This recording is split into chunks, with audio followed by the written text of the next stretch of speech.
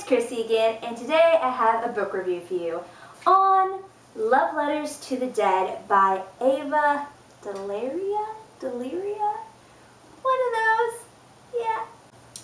This book is about a girl named Laurel who recently lost her older sister a few months ago and is now starting high school. And she's starting a different high school than the high school that her sister went to because she doesn't really want to be around people that knew her sister or knew her before. She just doesn't want them asking questions about what happened.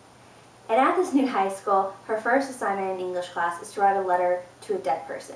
And Laurel chooses to write a letter to Kurt Cobain because her sister had been such a big fan, and as is Laurel, a fan of his.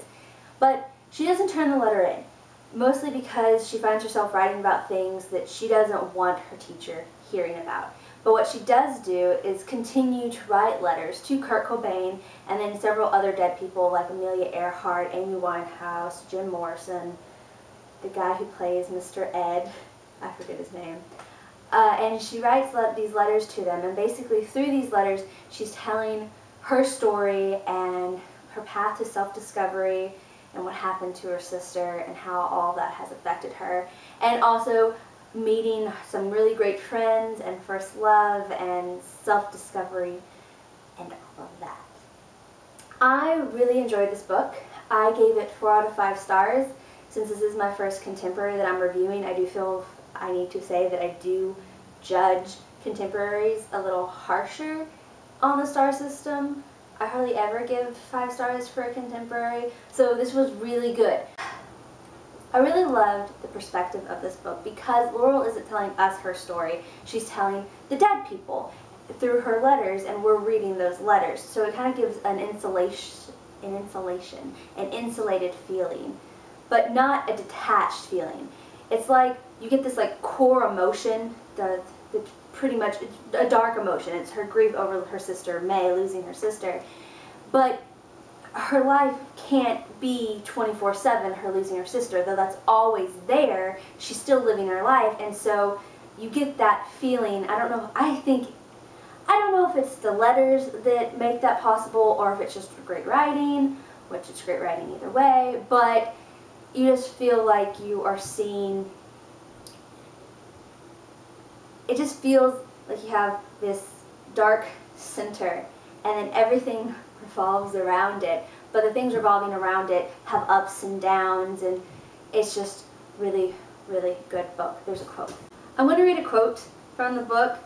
It doesn't spoil anything. I just think it explains what I'm trying to say about the perspective and the insulated central emotion and the events going around outside of it. Yes. So just to give some context, Laurel is on a carnival ride, so she's high up in the air waiting to be dropped. While we were waiting to be dropped, we could see all the tiny people in the fairgrounds. I forgot to be scared. I was thinking about how each one of them, so small from high up, was like their own island with secret forests and hidden thoughts. So I love the perspective and the strong emotions and the insulated emotions, and it was a great, great book. To talk about the other characters for just a little bit. Each character in the book, each friend she makes, has their own various struggles and their own storylines, which I always love. I love side characters. And you fall in love with all of them, and they are amazing, amazing friends.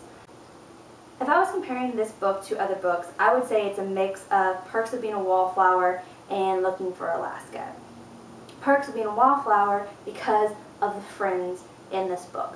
The friendships, the solidarity, the being there for each other, and just the awesomeness of these friends.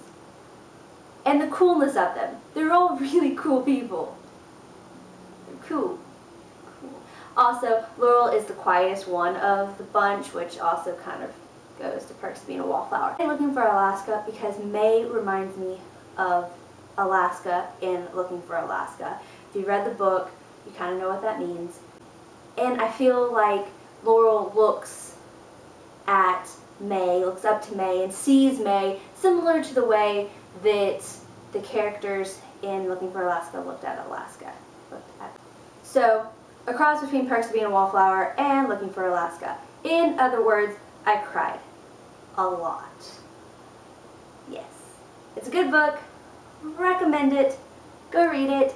And the cover's gorgeous. It's so pretty. See? Pretty.